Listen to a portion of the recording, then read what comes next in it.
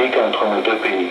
La délégation cubaine était conduite par Josefina Vidal, directrice générale des États-Unis, au ministère cubain des Affaires étrangères, et celle des États-Unis par Roberta Jacobson, secrétaire d'État adjointe pour les questions de l'hémisphère occidental. Malgré de profondes divergences existant entre eux, les gouvernements de Cuba et des États-Unis ont exprimé leur volonté de continuer à faire des pas dans le processus de rétablissement des relations diplomatiques et de coopérer dans des thèmes d'intérêt mutuel. Jusqu'à présent, des séries de dialogues qui ont eu lieu à La Havane le 22 janvier et à Washington le 27 février ont constitué des éléments importants sur la voie vers la matérialisation de la décision politique de rétablir des relations diplomatiques annoncée par les présidents Raúl Castro et Barack Obama le 17 décembre.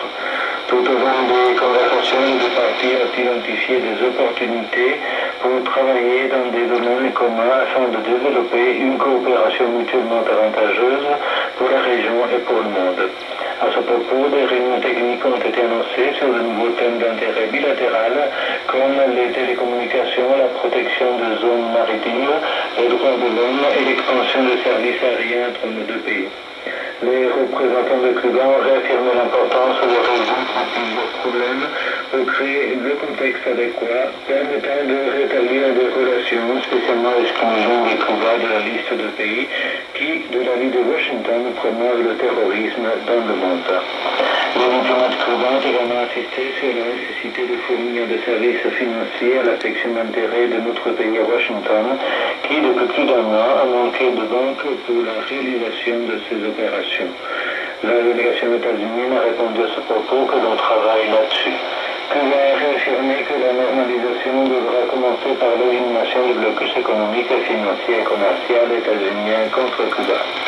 Les artistes cubains ont donné dimanche au grand escalier de l'université de La Havane un concert de plus de 2 heures pour appuyer la révolution bolivarienne du Venezuela. Le président de la FED, la Fédération des étudiants, la Flaminantone, José González, héros de la République de Cuba, et l'ambassadeur du Venezuela en Honduras ont pris la parole avant. Tous les trois ont réaffirmé l'engagement de Cuba envers